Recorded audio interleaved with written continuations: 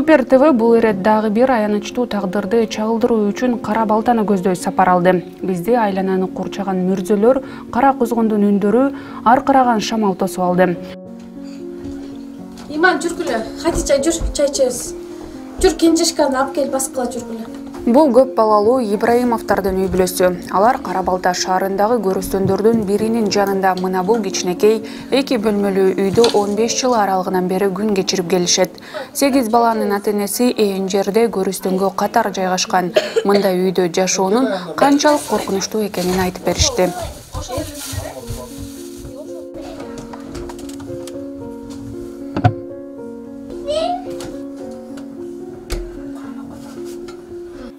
Атабыз 84-жылы мен 4-класс окуп жүргөндө каза болгон. Ошо атам каза болгондон кийин эле бизди ошо тайнебиздин колунда чоңоюп калдык. Тайнебиз болсо өзү инвалид болчу. Анан мектепти бүткөндөн кийин ошо Кара Балтада туруп калдым. Балдардын улуусу болгондуктан ошо кичикей бөбөктөрүмө, карындаштарыма постоянно ошолорду багып жүрүп эле анан кийин как раз биздин периодда неме болуп калды да, жана переворот болупчу. 90-жылдары, 93-жылы армиядан келдим. Армиядан келсем жумуш жок, эчтеке жок. Анан ошентип эле жүрүп жашым өтүп баратат деп кой деп. Анан кийин квартирага эле чыгып үйлөнүп алганбыз. Үйлөнүп алып квартира алып жүрүп, анан кийин ошо квартира издеп жүрүп ушул жерге туш болуп калдым да. Берге эми квартплат төлөбөйм. Айлыгым болсо 1000 сом. Бирок өзүңүздүн үйүңүз эмес бул жерде. Бул өзүм үйүм эмес да. Бул деген ошо мүрзөгө бөлүнүп ушул жерге сторожка катары эле салынган үй. Бирок ушул жерге 15 жыл болду жашаганыбызгачы. 15 жылдан бери эле ошо жайгасып окат кылам да.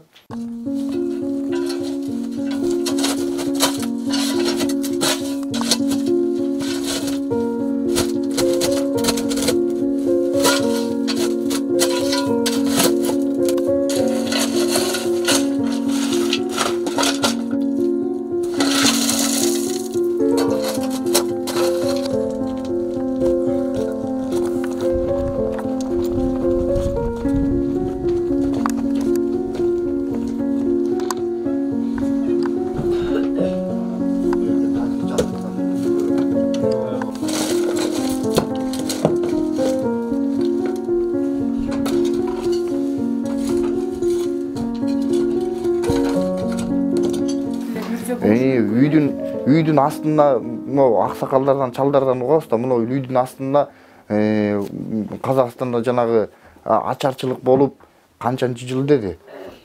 Азыр айтам, 56-жылыбы? 56-жылы ушул жерге 18 адамды катар менен коюшуптур да.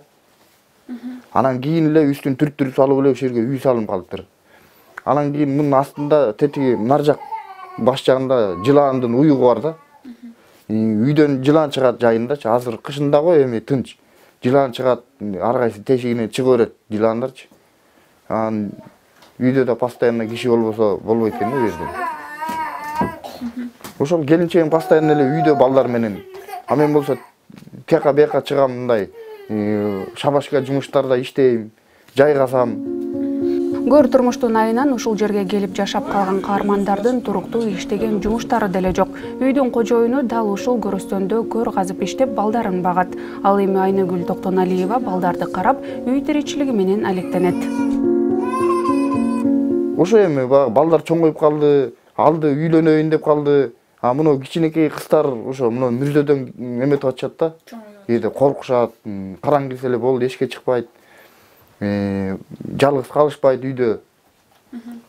Анан кийин кичине бир үй алайын деген эле ниет ушул болчу да. Бияктан чогулткан акчам тамак аштан, балдардын кийиминен эле ошодон чыкпайт, чынын айтканда. Анан кийин ошо үйгө жетпей койдум да. Үй же участок беребиз деп коюп, мына 2009-жылы мэрияга барып заявление жазгам. Заявлением дагы жок, списокто да жокмун. 10 жылдан кийин кел деген, 10 жылдан кийин барсам жокмун. Анан кийин карайбыз, жазында беребиз деп коюп, жазында пандемия деп пандемияга шылтап, ошо менен мынакей кыш болду. Анан кийин ошо туугандарым келип, ошо айла жок мындай немеге чыккын деп.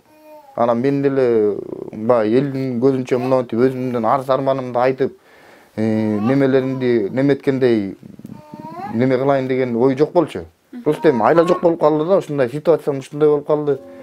Шаардан алыс жайгашкан бул аймакта бирин экин эле жашоочу бар. Мындай жайда жалгыз калуудан балдар тургай, чоң кишилер деле коркоорун айткан Айнагүл Токтоналиева алар учурда жашап жаткан үйдүн ордунда дагы мөрзө бар экенин кошумчалады. Ой, балдар эмес, мен жалгыз калсам жүрөгүм чөт, күп-күндүз эле. Анан балдарды вообще калтырбайм жалгыз. Калсак баарыбыз калабыз, же болбосо баарыбыз кетебиз. Ушундай да. Бул жерде жашаганыбызга 14 жыл болду. Жолдошум экөөбүз жашаганыбызга 20 жыл болду. Анан эң улуу баламды төрөп, ал балабыз бир 4кө чыкканда, анан экинчи балам 2 жашта болчу ушу жерге келгенде. Азыр ал балам 16га чыкты. Ооба, бизде берге бир 80 жаштагы бир Ясин Ачы деген киши бар болчу. Жок, 80 эмес, ал даже 80ден дагы 90га жакындап калганда. Анан ошол киши айтчу, мен бала чагымда келгенде молардын баарында мүрзө болуп турчу деди да. Анан дагы бир картаң бир киши келген, бир 90га чыккан, ал айтты, муногу үйдүн орду дагы мүрзө болчу мен бала кезде депчи. Бир ачарчылык болгон заманда ушул үйдүн ордун кастыртып туруп, көп кишини койгон экен да ошол жергечи. Анан бул үйдүн ордунда жыландардын да уюгу бар. Жайында мо үйдүн аркасынан тим эле жиш болуп чыгат да, бири-бирине оролупчу. Мен мындай 2 күн туугандарымдын үйүнө кетип калам да, досторубуздун үйүнө 2 күн жок болуп кетебиз баарыбыз. Анан келгенде мындай коркунучтуу көрүнөт да, анан өзүм таң калып кетем да. Кантип мен ушул жерде жашап атам депчи, өзүм таң калып кетем да. Анан таң калып өзүм ошоntип суроолорду берем. Капырая, кантип мен ошол жерде жашайм депчи. Анан айла жок экен, эми башыңа түшсө айла жок экен да, жашайт экенсиң да. Ал эми балдар билим алуу үчүн мектепке 1 сааттык жолду басып өтүшөт.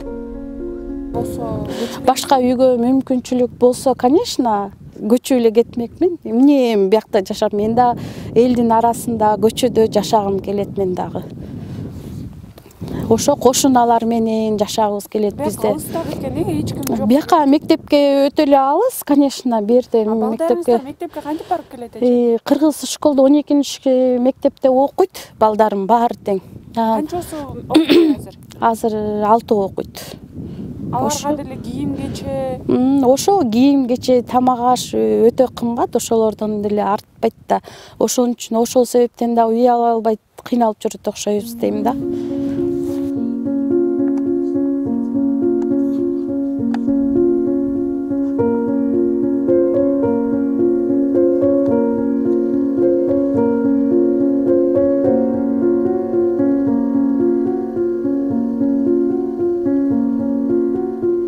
Үй ала албай эле келатабыз, ошондон бери ушул жерде жашап элечи.